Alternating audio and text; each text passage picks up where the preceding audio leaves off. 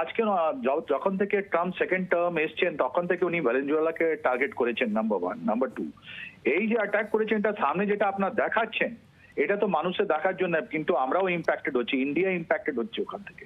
Venezuela এখন ওর যে oil আছে রাশিয়া থেকে আর মিডল ইস্ট থেকেও চিপার। আমরা যেটা আমাদের রিলায়েন্স ইন্ডাস্ট্রি, একটা প্রাইভেট কোম্পানি যেটা জামনগর আছে, ওরা ওখান থেকে অয়েল ইম্পোর্ট করে। আপনি জানেন ওখান থেকে একটা অয়েল ট্যাঙ্কার 40 to 45 ডেজ নিয়ে, মানে পুরো আফ্রিকাকে স্কার্ট করার পর আমাদের কাছে আসে 45 ডেজ। তার ও যা ভেনেজুয়েলান যেটা তেল আছে, ক্রুড অয়েল আছে, ওটা এখনো চিপ আমাদের জন্য। আর ওর যে কোয়ালিটি আছে, যে হেভি ভিসকাস কোয়ালিটি আছে, ওখান থেকে অনেক বেশি পেট্রোল বা ডিজেল ওটা এক্সট্রাক্ট করতে পারি। তাহলে আজকে যেটা অ্যাটাক, এই অ্যাটাকের জন্য আমাদের একটা আবার এনার্জি লাইন যেটা আছে ওইটা ইম্প্যাক্টেড হবে, এটা আমি আগেই বলে দিলাম আপনাকে। নাম্বার 3, এই যে ভেনেজুয়েলান অয়েল আছে ওটা নিয়ে দেখুন লিবিয়া এরকম করেছিল, ওর মধ্যে পুরো ইউরোপিয়ান যেটা কান্ট্রি ছিল লিবিয়াকে সেচ করার জন্য লিবিয়ার ওপরে ভেতরে একটা আন্তরিক একটা প্রবলেম করলো কি ও আপনার গাদ্দার আছে, গাদ্দাফি ফাইনালি মারা গেলেন আর ওর দেশ আর দেখুন লিবিয়ায় কোথায় আছে, দুটো তিনটে জায়গা ওদের ফ্যাকশন হয়ে গেছে।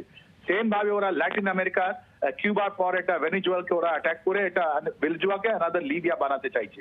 ওখানে ইন্টারনাল প্রবলেম তো আছে। এই যে 2025-এ যেটা ইলেকশন হলো, এখন ওরা বলছে যে dictator has return to the power. আর ওখানে 2025-এ নোবেল পিস প্রাইজ ওখানকার অপোজিশন লিডারকে দেওয়া হলো, উনি এখন জেলে আছেন। কিন্তু এই ভেনেজুয়েলাতে কি ওরা আমাদেরকে ড্রাগস দিচ্ছে?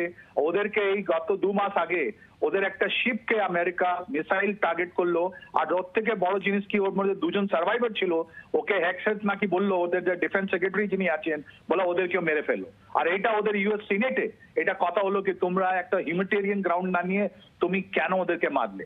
তো ভেনেজুয়েলার উপরে এই যে ট্রাম্পের যেটা অ্যাকশন হচ্ছে ওটা যদি আপনি দেখেন যুদ্ধ এতে ওটা একটা দৃষ্ট আছে, কিন্তু এটা ডিপার সেন্স আছে। কারণ যে ওর পর যে স্যাংশন লাগানো হচ্ছে, ওর ম্যাক্সিমাম অয়েল ভেনেজুয়েলা অয়েল যেটা আছে, ক্রুড অয়েল যেটা আছে, ম্যাক্সিমাম প্রোডাকশন যেটা নিয়ে যাচ্ছে।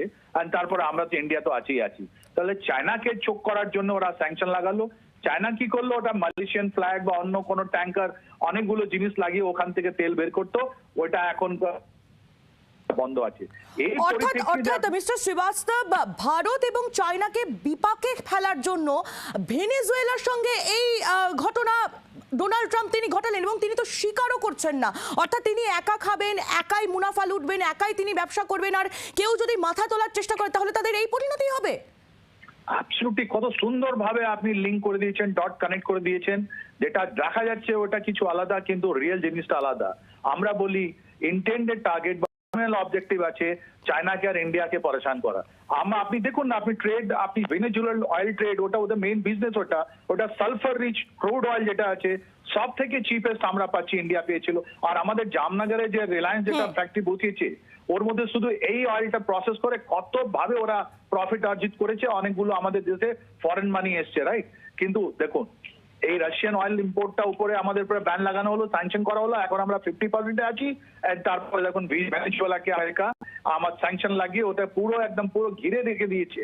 আমাদের আবার একটা এনার্জি লাইনের উপরে ওরা আঘাত করেছে কি আমাদের ইন্ডিয়ার ইকোনমি এফেক্টেড হবে। একেবারে রাজীব বাবু, ধন্যবাদ আপনাকে। রাজীব শ্রীবাস্তব, নিরাপত্তা বিশেষজ্ঞ, তিনি ছিলেন আমাদের সঙ্গে টেলিফোন লাইন, এবং খুব সুন্দরভাবে তিনি গোটা আঙ্গিকটা বুঝিয়ে দিলেন যে পরিস্থিতি যা